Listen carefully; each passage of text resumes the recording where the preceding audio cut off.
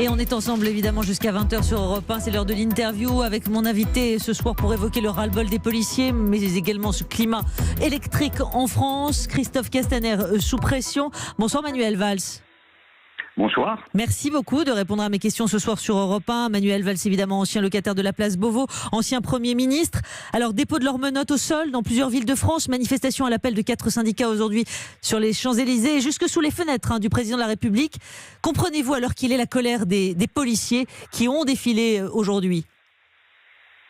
Oui, bien sûr, parce que les forces de l'ordre, les policiers, les gendarmes qui, eux, ne peuvent pas manifester, sont soumis à rude épreuve maintenant depuis plusieurs années. Vous le savez, vous le rappelez, l'engagement face au terrorisme, l'engagement quotidien face à la délinquance, l'engagement très rude au moment des manifestations des Gilets jaunes. Et moi, je considère que les policiers et les gendarmes ont fait tenir la République et l'État à ce moment-là. Donc, nous leur devons toute notre reconnaissance et un engagement dans des conditions difficiles encore ces dernières semaines pendant cette pandémie du Covid. Donc les policiers et les gendarmes peuvent avoir parfois le sentiment de ne pas être suffisamment soutenus et protégés, d'où ces mouvements, d'où ces manifestations.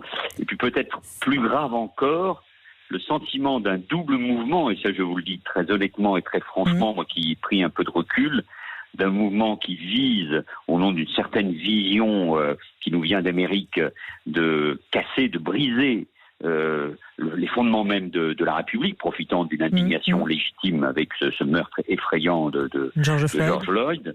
Et puis, deuxièmement, la mise en cause de la police, qui serait considérée, au même titre que l'État, comme une police au service des Blancs et une police raciste. Et ça, alors, c'est tout à fait insupportable. Si j'entends ce que vous me dites, Manuel Valls, est-ce qu'aujourd'hui, on peut imaginer, et c'est le sentiment d'ailleurs qui anime les forces de l'ordre, que Christophe Castaner a désavoué la police ? Non, je ne crois pas. Et la tâche de Christophe Castaner, que je connais bien depuis longtemps, est particulièrement difficile. La sienne est celle de Laurent Nunez, qui est aussi un grand professionnel de l'État. À eux maintenant de discuter avec les syndicats, avec les représentants de la police et de remettre de la confiance. Le ministre de l'Intérieur, c'est le premier flic de France depuis Georges Clemenceau. Et c'est ainsi, moi, que je me voyais. C'est le premier flic de France, c'est-à-dire qu'il doit protéger les policiers et les gendarmes. Il doit les protéger. Il doit bien sûr punir, écarter tout policier ou tout gendarme qui ne respecterait pas le code de déontologie, les principes républicains. Et donc tout mot et tout acte raciste doit être sanctionné. Mais rappelons que la police et la gendarmerie françaises sont particulièrement sous contrôle, et notamment des inspections générales. Est-ce qu'il doit revenir, Manuel Valls ? C'est le moment de redonner confiance. Alors, leur redonner confiance comment ? Leur redonner confiance comment, Manuel Valls ? Apparemment, cet après-midi, en recevant encore les syndicats, il fait son mea culpa, il parle de défaut de communication. S'il revient sur la sanction envisagée pour chaque mot raciste, comme vous l'avez évoqué dans la police, s'il rétablit la clé d'étranglement, cette technique d'interpellation qui manquerait pour les forces de l'ordre, ils l'ont dit très clairement depuis quelques jours. Est-ce que cela, c'est de nature à ramener le calme et à ramener la confiance ?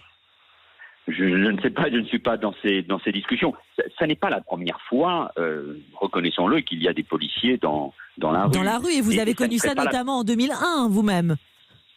Et ça n'est pas la première fois qu'il y a des débats sur les techniques d'intervention, sur les modes opératoires. Et donc, il peut y avoir une discussion, mais évidemment, ces discussions doivent avoir lieu avec les professionnels. Ils doivent avoir lieu avec la hiérarchie, avec les représentants des policiers ou des gendarmes. Ce sont des techniques qu'on apprend dans les écoles de police et de gendarmerie, qui sont particulièrement difficiles. Donc, il faut qu'il y ait cette discussion. On ne peut pas avoir un débat et le trancher devant l'opinion publique en quelques secondes. Et puis j'insiste sur un sujet.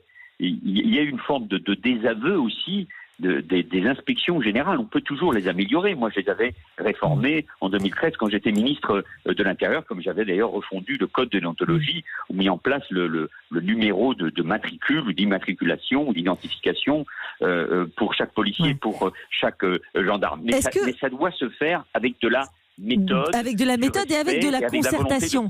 Et avec de la concertation, c'est ce que vous avez dit. Comment vous expliquez qu'on n'ait pas mis tout le monde autour d'une table avant de prendre la parole pour Christophe Castaner il y a 72 heures de cela maintenant? La situation était bien sûr électrique. On a vu les manifestations en France, 20 000 personnes. Mais normalement, c'est le préalable, non? Comment ça s'explique? Oui, mais moi qui ai gouverné, je ne vais pas jeter la pierre à ceux qui gouvernent aujourd'hui. C'est difficile, ça va vite.